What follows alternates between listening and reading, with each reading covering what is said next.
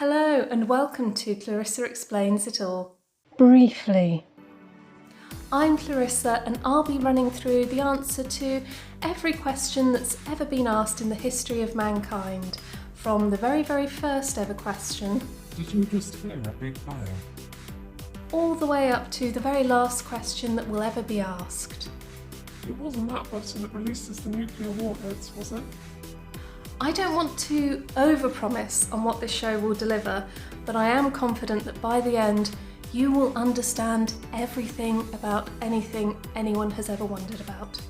And there'll be a quick joke at the end, if we have time. Why am I doing this show? I'm really doing this show because over the years, so many people have asked me to explain it all. So I thought, give the public what they want and just explain absolutely everything in one evening, then hopefully that'll be the end of it. So if it all gets a bit complicated and difficult to keep up, please just remember, this wasn't my idea. Here's a little bit about me. I'm allergic to shellfish. I once wronged a fortune teller in a travelling circus, and I practice yoga. I'm about to start practicing yoga. I've bookmarked some links on YouTube. No, I don't have any formal experience or training in teaching or public speaking. Why do you ask? So what are we going to cover? Well, it's simple. Everything. You know, how do you make £1 million really quickly? What's the meaning of life? When will the apocalypse happen? How do you use a spiralizer? Etc, etc. I'll be happy as long as by the end of it I've made Stephen Hawking's A Brief History of Time look like a joke. What could possibly go wrong? Clarissa here just to explain what could possibly go wrong. The roof could collapse due to a problem with the structural integrity of the building. I could have an allergic reaction to some nearby seafood. The fortune teller from that travelling circus could finally track me down and exact revenge. Or I could just fail to explain everything properly. Only joking, as if that's gonna happen. You know, people laughed when I said that I was going to explain absolutely everything in life in one comedy show.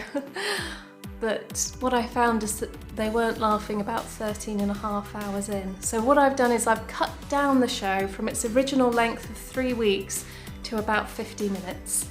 What I've done is written up all the questions on post-it notes and then put them in this hat. I'm just going to pick out a question at random and do some quick-fire explanations. When I've explained something, you'll hear this noise. And when I've explained everything, you'll hear this noise. But it won't just be me explaining things tonight. I've got some special guest experts to help explain things along the way. Firstly, I'll answer the question we always have to address when we come together like this to look at the big picture. The toilets are there and over there. Here we go.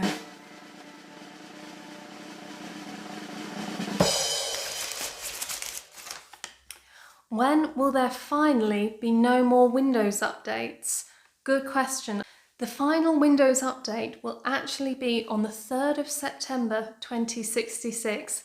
After that, there will be no more Windows updates due to a nuclear apocalypse where all of human life is wiped out.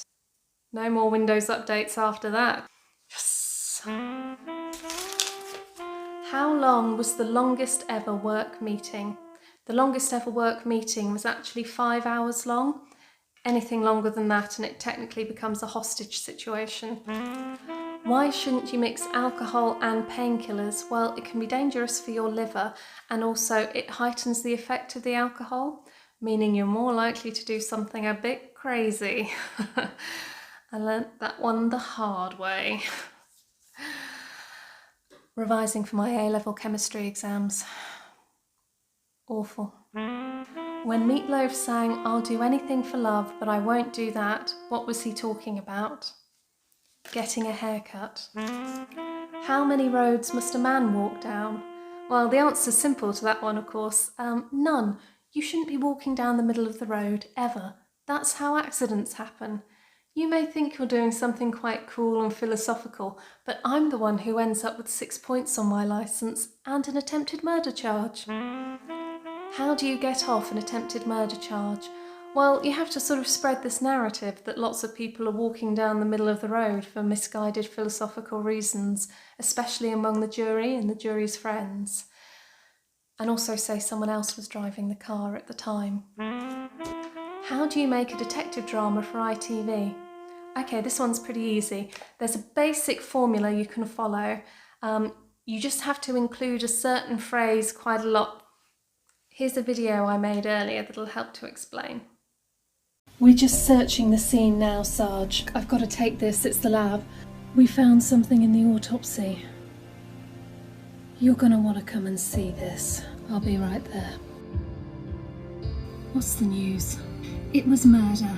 We need to find out whether the victim was stabbed and... Oh, hang on. Sarge, have you found a murder weapon?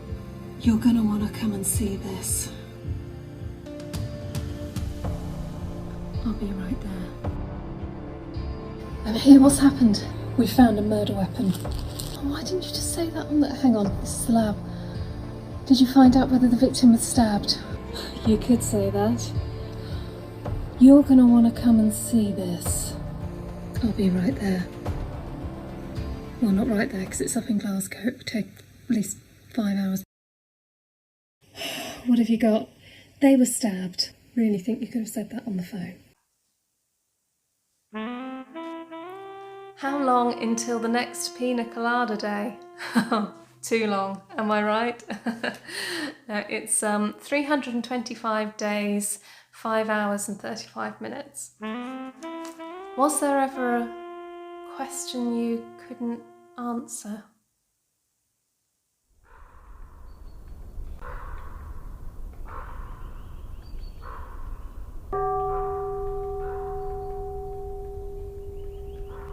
I'm going to come back to this one. Okay, put that one there. Oh, this is a big question actually. How do we get rid of plastic waste in a bid to save the planet? Huge question. Obviously, we're running out of time to save the planet. We need to do everything we can. And oh, that noise means that we're running out of time if we want to get to that joke at the end. So essentially, it's to do with that red waxy bit on the outside of a baby bell. But anyway, moving on. And next question is, who is the best, and as far as I could tell, the only, paranormal expert and beauty vlogger on YouTube? My next expert guest, Glitzy Ghost Hunter, here to answer all questions about the world of the spiritual.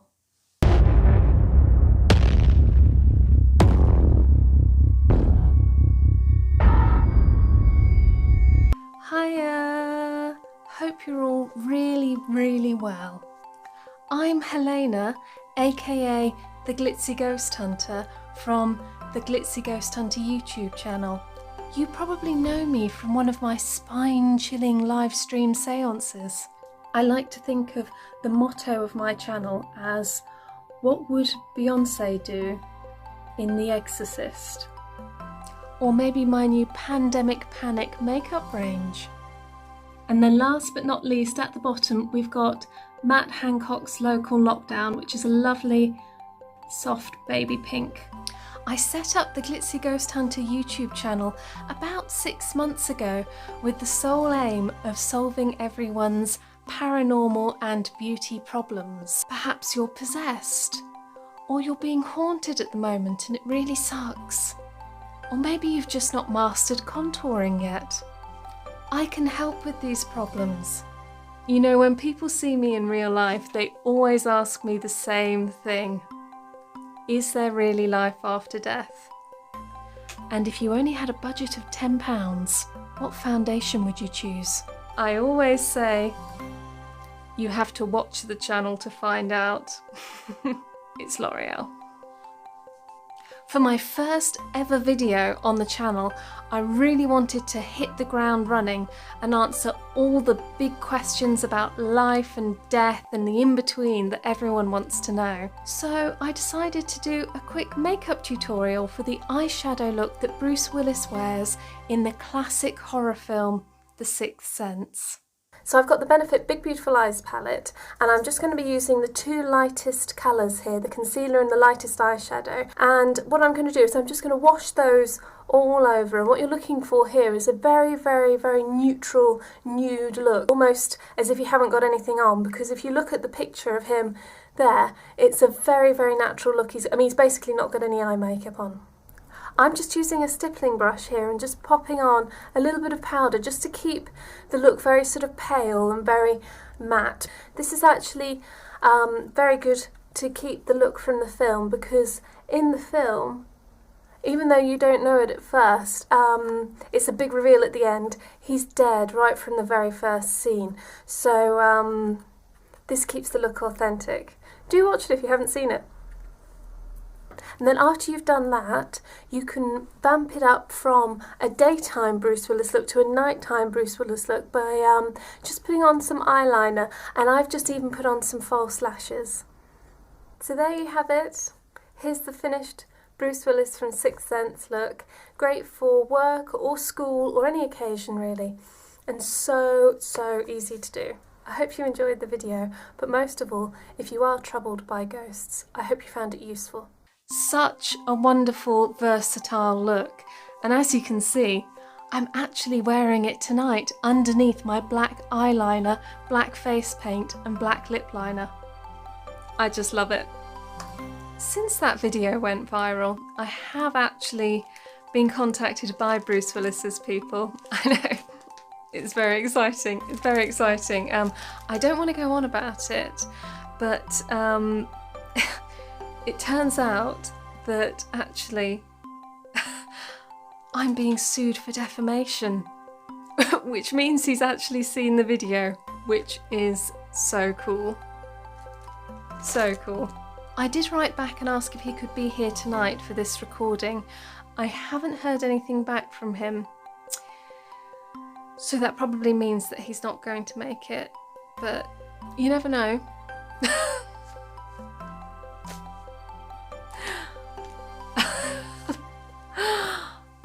I know what you're thinking. So silly. It's not me. I'm just wearing the makeup look underneath my black eyeliner, black face paint and black lip liner. So embarrassing. That happens all the time. No, my black eyeliner, black face paint and black lip liner look is actually from another video that I've put on my channel called 3 Christmas Party Looks That Won't Accidentally Summon the Dead. There are so many Christmas makeup tutorials on YouTube, and yet hardly any that guarantee they won't accidentally summon the dead. It's ridiculous. So anyway, I thought that this was a very important video to make. My first Christmassy look is called the Ice Princess. This is a very sparkly, shiny Christmas look. This look contains almost none of the ancient rites that you would associate with summoning the dead. Just lots and lots of glitter.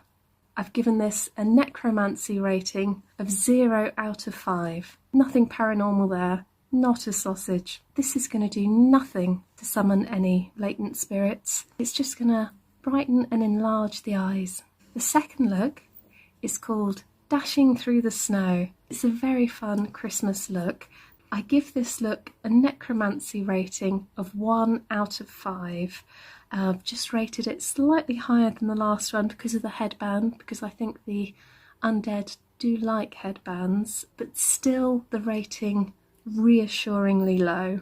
The third look is called the Necronomic Xmas.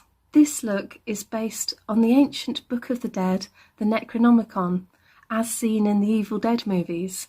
Now, these are obviously symbols from the book, the Necronomicon, so be careful here, as you are writing out the ancient Sumerian text that will summon the dead. So, ideally, you don't want to write in full sentences, and wherever possible, make some spelling mistakes. And then to make it all a bit more Christmassy, I'm adding some lovely wreath earrings that I picked up. Aren't they great? Afterwards, feel free to go in and add to your ancient writing, but remember, be careful.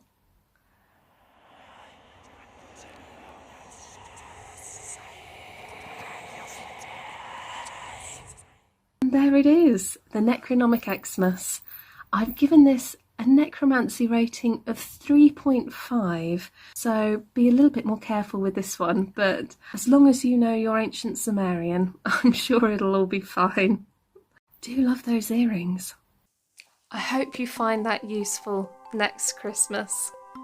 If you get a chance to look at my channel, please do also check out my other videos, Inside Britain's Most Haunted Weatherspoons and What I Eat in a Day as a Ghost Hunter.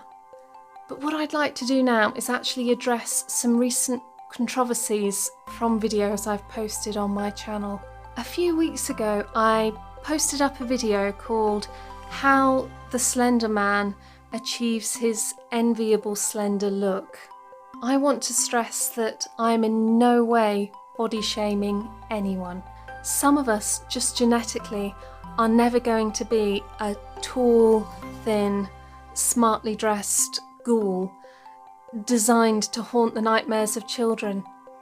And that's okay. You know, we are all special in our own way. I also wanted to apologise for a video I recently posted up where I was reacting to the scariest, most blood-curdling videos on YouTube.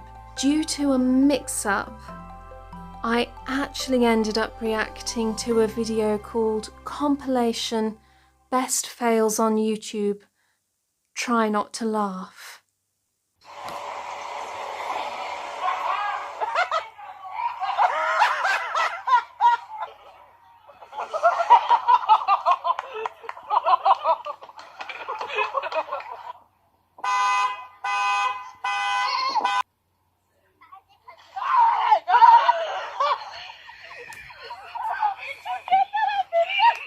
Pretty scary stuff. Yeah, I think that some of that will be pretty hard to forget. I think particularly with the swan, that was quite disturbing, and the trampoline. Excited to see where it goes.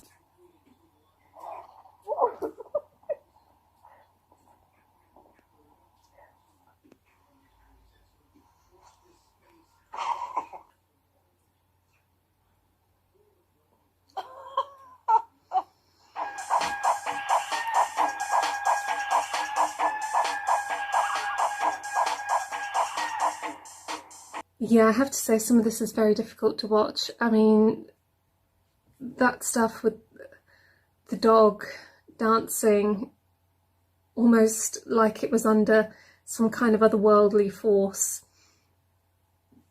Horrible, horrible, horrible, horrible.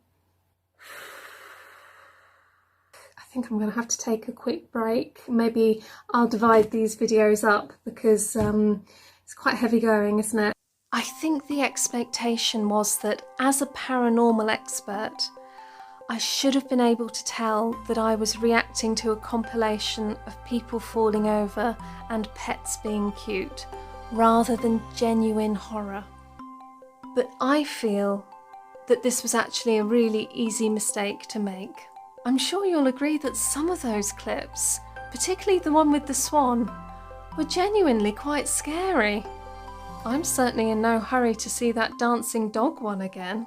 I'd go as far as to say, I don't think funny fail compilation videos get scarier than that. And if they do, I want nothing to do with them. But I make no excuses and apologise unreservedly to all my fans. One thing a lot of people ask me is, can you be vegan and also be a ghost hunter? The answer is yes. Yes, of course you can be vegan and also be a ghost hunter. One thing that has been a problem in the past is that sometimes the rituals involved with communicating with the dead require a blood sacrifice. If you don't want to sacrifice an animal, what you could do is take along a plant to uproot, a totally plant-based sacrifice.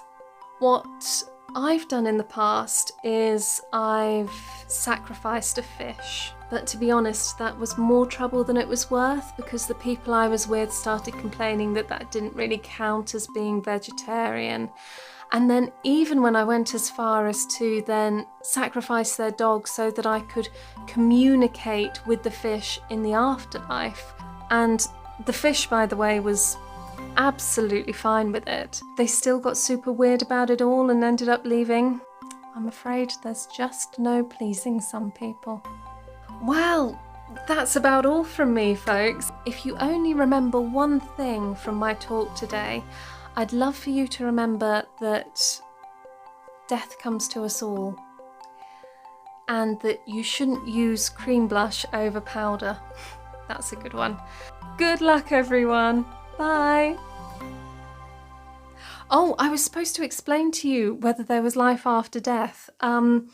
The only thing you need to know about life after death is that... Thank you, Glitzy Ghost Hunter, that was very interesting. It's good to know what awaits us after death, and also very useful to know how litigious Bruce Willis is. It was such a good speech, I feel confident taking out some of these post-it notes.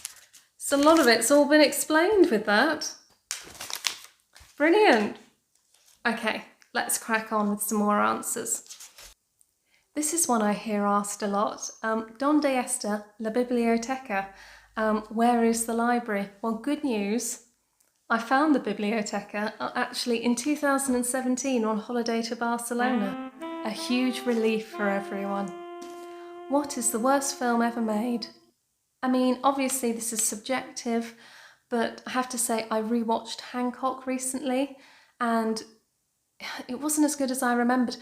Will Smith wasn't in it as much as I thought, and it was basically grainy footage of a man kissing his secretary. Didn't hold up. How do you never get lost? Okay, well there's a really simple technique to never get lost again. Here's a video that explains more. Hiya, I went walking in the woods and now I'm a bit lost, so I need you to come and get me. Yeah, I don't know where I am, but it's fine because I've got that app that breaks down everywhere in the world into 3 words. So the 3 words for here are only joking idiot. Okay, so if you just look up only yes, seriously. Okay, so the words are a little weird, but it's just a coincidence. Okay, look, I'll move on to the next 3 words, okay, in the next place. Okay. Okay, here the 3 words are don't listen, fool. Okay, what do you mean I'm giving you mixed messages? You are rubbish. Okay, so it's just you are... Why are you shouting at me? I don't pick the words. I don't know why you'd say... Okay, I'm moving on to the next one. Billy, no mates. Waste of space. Weirdo, joke fodder. Hello, Mr. Dumb. Okay, hang up now. Okay, hang up. Oh my god, I can't believe he hung up. Unbelievable. So as you can see, I haven't been lost in years. I have alienated a lot of people. What's the strangest fact about former Labour leader Ed Miliband? Ed Miliband actually went to the same school as N-Dubs. What is the strangest fact about turn-of-the-century British urban music group N-Dubs? N-Dubs actually went to the same school as Ed Miliband. Friedrich Nietzsche asked, Is man merely a mistake of God's, or is God merely a mistake of man? I think we've got to say that there's blame on both sides there. Would you rather fight 100 duck-sized elephants or 1 elephant-sized duck? This is fairly straightforward. You fight 100 duck-sized elephants and then just work overtime to psychologically undermine the bond they have. Then they'll be fighting each other in no time, freeing you up to fight other unusual animal hybrids. What's the fastest way to lose weight? Well, I've tried pretty much every diet and workout routine out there, and having been for the last 3 weeks on the Victoria's Secret diet, I can tell you pretty conclusively that the fastest way to lose weight is to contract dysentery. How do you write a successful screenplay? Well, there are lots of elements to this, but when you boil it all down, every film has the same basic beginning, middle and end structure, and all of the films boil down to essentially the same story. Die Hard. Think of any film and you'll realise that it's just a different iteration of Die Hard. Speed, Die Hard. Bambi, Die Hard. Bridesmaids, Die Hard. Die Hard 2, Die Hard. Die Hard 3, Die Hard, etc, etc, etc. Who is H on Line of Duty? Oh, that's an old one. We already know that now. How long until Pina Colada Day now? A little bit closer, but still 325 days. How do you introduce mystery into an otherwise silly comedy show?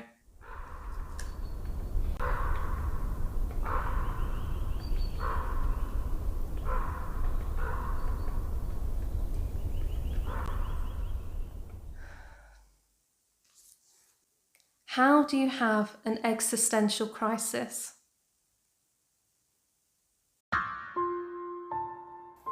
Today, the 2004 film Along Came Polly was removed from Netflix. Like it was nothing. In fact, if you don't Google it or put in the DVD that I also have of it, it's like it never existed. But do any of us truly exist? When someone dies, do they really die? Or have they just been removed from God's Netflix catalogue? Did it ever really exist? Did anything ever really exist? Or was it all just cake? If everything in life is cake, then does that answer all of our existential problems? Or does it just leave us with more crumbs to clean away? Am I waving or drowning? Or am I just cake? Crumbly, delicious cake, carrot cake, coffee cake, lemon drizzle. If we're all just cake, I'm going to go and get some cake. There you go. Oh, this is a big question. How do you quickly make £1 million? This is actually simpler than you'd think. Basically, you just... Oh, that noise tells me that we need to hurry up if we're going to make it through to that joke at the end. So I'll just put that to the side. But just quickly, basically, it's to do with that red waxy bit on the outside of a baby bell. Yeah, you know. Who is the best scientist I could get to be a guest at short notice? Well, I couldn't actually get a scientist to be a guest at short notice, but I have found this wonderful video from scientist Professor Hope Shirley, which I think explains a lot. So on. Hi, my name's Professor Hope Shirley. I'm a professor of physics here at the University of Bielefeld. I've been here for the past 15 years, studying electrons and what electrons do, and I think I've had a breakthrough today, which I'd like to share with you. My experiments into time travel.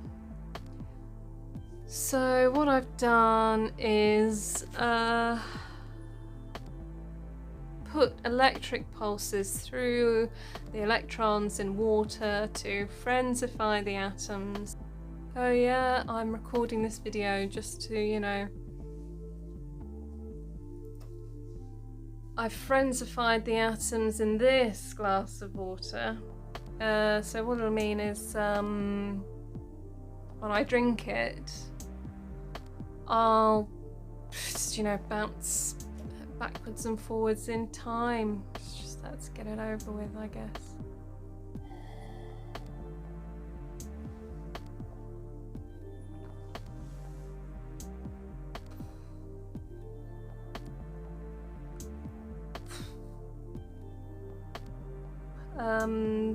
Okay, so we're 1 minute post me drinking the water and it's worked. I've just checked the time and it's now 5 PM, so we've moved forward a few hours. So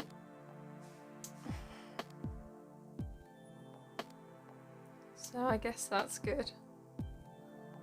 Hi, is that university reception? Yeah, nothing much. I've just jumped forward in time a few hours. What's happening there? I've forgotten what I was calling you about. Let me call you back. Don't know what to do now. I guess I'll try and make some money or something. Hi, can you tell me the results of the horse racing? Like if I wanted to go back in time and bet loads and loads of money on a horse this morning, what would be the best? The horse... Spinning Tim. Okay, thanks.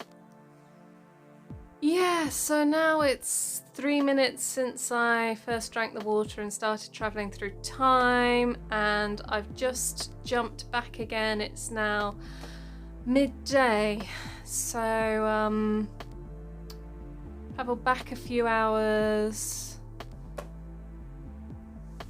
Still the same in here. Hiya, is that reception? Yeah. Yeah, it's Professor Hope, Shirley. No, not a lot. I've just jumped back in time a few hours. Could you order me some lunch for a couple of hours to get delivered? Not even people who've travelled through time. What about a coffee or something? What if I pay you thousands of pounds just to bring me a coffee in 2 hours time? It's for a thing. It's for a video time travel thing. No, I know I'm not. No, I know it's not your job. Okay, £5,000 for a coffee in 2 hours. Okay. Okay. Hi there. I'd like to bet my life savings on a horse. Yeah, Spinning Tim. That was his name, wasn't it? Yeah. Okay, cool. I know time travel looks super boring, but I was working on going into space before this. Space is so boring. Okay, so I just jumped again, back to 2 PM, the original time. No sign of that coffee. I hope you found that inspirational. Please go into science, kids. Wow, amazing stuff. A lot of these can go. Let's get rid of some more of these post-it notes. Okay, we're nearly there, so let's crack on with the explanations. When did the first stars begin shining? Well, astronomers estimate that the first stars began shining about 350 million years after the Big Bang at something called the cosmic dawn. But ironically, that didn't happen at dawn at all. It was more like lunchtime. You see, science isn't always the complete picture. How do you write a good motivational saying? Well, we all know that the best motivational saying is you have as many hours in the day as Beyoncé, because it works not only as a motivational saying, but also as a genuine explanation of how time works. Did someone say Bevragino? Ah, yes. In the summer of 2020, a lot of people were saying Bevragino, but not everyone knows the full story behind the Bevragino. No. What a lovely evening. I wish the girls were here for a bevragino. Did someone say bevragino? Hi, my name is Cam Smash and I was the stunt coordinator and choreographer on the Bevragino video. Did someone say bevragino? When I first got the call, I was just finishing up work on the latest Mission Impossible film and was looking for a new challenge. So when they said they were putting together an all-female ensemble cast for a garden-based drinking video, I signed up straight away. Did someone say bevragino? That was the beginning of an intensive 7-month training and rehearsal process to make sure we blocked out every single reveal and got the timing of every bevragino right. Did someone say bevragino? Luckily, all of the ladies were very experienced dancers with the Royal Ballet and used to this kind of intensive training. Did someone say bevragino? They all understood that we couldn't afford to have a bevragino out of place. Did someone say bevragino? The actual day of filming went off without a hitch, with the small exception of Carol, who you might notice decided to bring a little extra to her role. Fucking bitch. Someone say bevragino? But overall, I'd say definitely this is one of my proudest pieces of work. I feel like it captures that essence of wishing the girls were here for a quick bevragino better than anything else I've ever seen. Did someone say bevragino? And then the fact that it just happened to be released during a pandemic when social distancing was in place and a lot of people were only actually allowed to meet up for a drink if they were outside or in a garden, just was such a happy coincidence. What a lovely evening. I wish the girls were here for a bevragino. Did someone say bevragino?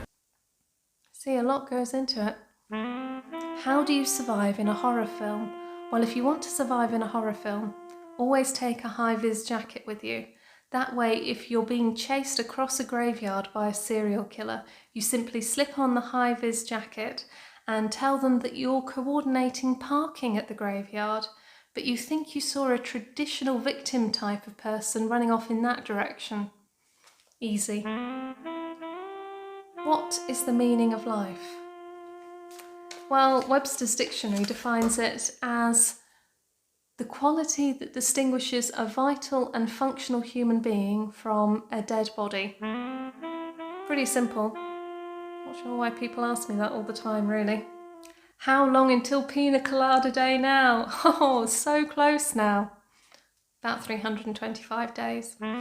What is the most Googled search term? Unbelievably, the most Googled search term is Google. What is the most disappointing thing humans have ever done? That they've let the most Googled search term be Google. Unbelievable. Who built Stonehenge? It was a man called Alan Grady. And I'm glad this question's come up because a lot of people think that it was a man called Steve, and I feel like Alan's been erased from history a bit, which is a shame because I think it was a really, really good idea. Well done, Alan. Who built Bouncy Stonehenge, the novelty giant bouncy castle in the shape of Stonehenge that toured Britain in 2012? Okay, sorry, Bouncy Stonehenge was Alan. Sorry, I was getting confused. Alan built bouncy Stonehenge, not Stonehenge. Has anything ever made you really worried about the future?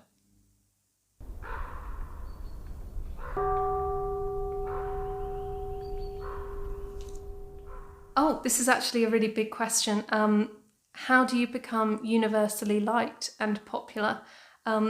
This is actually much, much easier than you'd think. There's a simple way to become universally liked, and it's not that difficult. And oh, it's that noise again. We're going to have to shuffle forward if we're going to make it to the joke. So I'll put this to the side, but long story short, it's to do with that red waxy bit on the edge of baby bells, you know. Next question, who is the expert of experts that I booked because I thought their title sounded really cool? It's my next guest, Phoebe Vore. I hope this is good because I've built it up in my head quite a lot and it'd be a letdown if not. Take it away, Phoebe!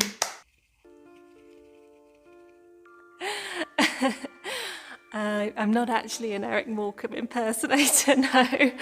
I'm Phoebe Vore, and I'm an expert on experts. Bring me sunshine. Only kidding. So my background is on spotting and debunking elaborate lies, usually through the form of a confidence trick or a performative illusion for money. He's not going to sell much ice cream going at that speed. No, but it's so important because there are so many liars around at the moment. We live in a social media age where pretty much anyone can set themselves up as an expert. It's just a case of starting up a YouTube channel or a blog. Particularly with the coronavirus and everything that's happened in the past year and a half, everyone's really looking for answers and really unsure about their place in the world, and I just think it's really important to know who to trust and who to believe and, you know, who to give your time to. So here are a few tips for spotting an out-and-out charlatan. Number 1. Oversimplification. If something seems too good to be true, it probably is. So, you know, if someone's saying that they're an expert in absolutely everything, I don't think anyone can be an expert in absolutely everything. That's a charlatan right there. Number 2, rushing. A sure sign that someone doesn't really know what they're talking about is if they rush through all their answers or explanations about something and then they don't leave any time for questions at the end. Say, some kind of quick-fire answer format. That's a sure sign that they don't know what they're talking about. Number 3, if they promise some kind of reward at the end. They might string you along with the promise of some kind of prize or even a joke if you stick it out to the end of a presentation. Most times it is really not worth waiting for. Number 4, the fix-all. They may introduce some kind of magical object that's supposed to solve all of our problems, and then when you think about it afterwards, you think, that couldn't possibly solve all of those problems. I don't know why, but a lot of faux experts zero in on that waxy bit on the edge of baby bells and say that they can solve all our problems. Obviously they can't solve any of our problems, but it's very difficult to prove otherwise. Number 5, pseudoscience. They may try to blind you with pseudoscience. A good example of this is recently I came across this video on the internet from a professor called Professor Hope Shirley. Strange name. And she claimed that she could time travel. I mean, it sounded amazing. She said that she'd frenzified some atoms in water, and then once she drank it, she could jump through time. But I emailed a professor at Cambridge University and he said, that's not a thing. She's just put a strange word in front of the word atom, and anyone can do that. So there's this video of her doing the rounds of her supposedly jumping back and forth in time, but the ending is edited. So I recently tracked down the ending of that video, and that tells a very different story. Look. Hi, me again. Sorry, just a quick update on the whole time travel thing. It turns out I wasn't moving through time. My watch is broken. So that experiment didn't work. So, false alarm on the whole time travel front. Plus, I'm in a huge amount of debt after today because of spinning Tim and that coffee. Bit disappointing, but trust me, that's just science through and through. So don't believe everything you see online. Number 6, the desire to believe.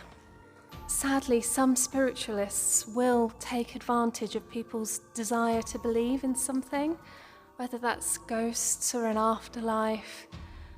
Recently, I saw a video on YouTube from someone calling herself Glitzy Ghost Hunter. It was very strange.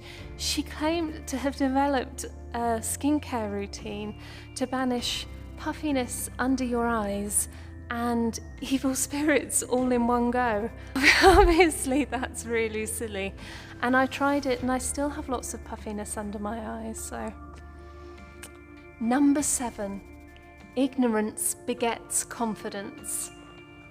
So Darwin said that the more ignorant you are, the more confident you are in your own intelligence because you don't know any better. And then as you get cleverer and cleverer, the less confident you are in your intelligence because you know there's more to know than you know, and so you're not so confident. So people who say they know a lot are more ignorant than people who say they're not sure.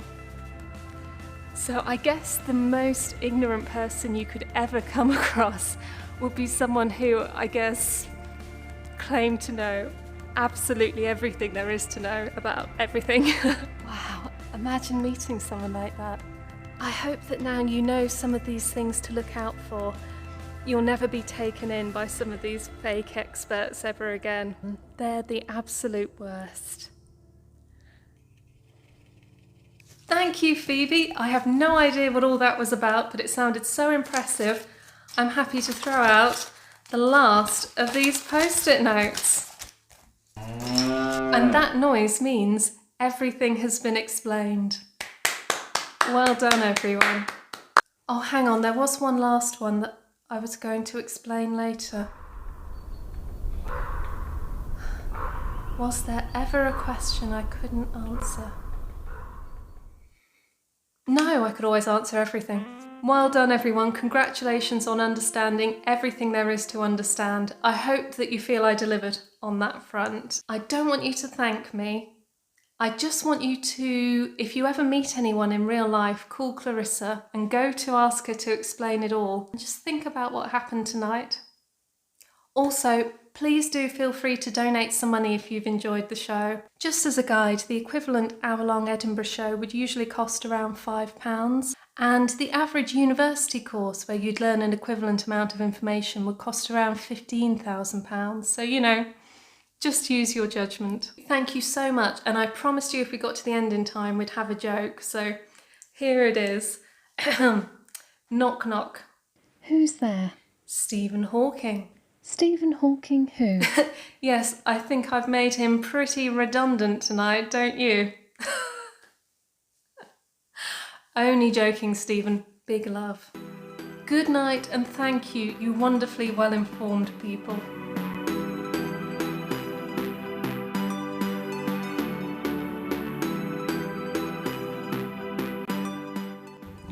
Hi, it's Clarissa, just here to explain how I made that video of me explaining it all. You may have noticed about halfway through there was a shot of me throwing some post-it notes up into the air. I wasn't happy with the look of how the post-it notes originally fell, so I employed a CGI artist who just worked on the latest Bond film to come in to make the post-it notes look like they flew a bit further. It actually took him about 6 weeks to perfect it and cost me about 30 grand to get it exactly right, but I think it was worth it. The rest of the writing, recording, editing and producing took me about an hour and a half. I really hope you enjoyed it and you feel that all that effort paid off.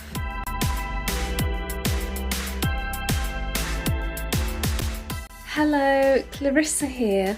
I've just watched back the full show and I'm sorry to say that I believe there was one thing that I failed to properly explain completely.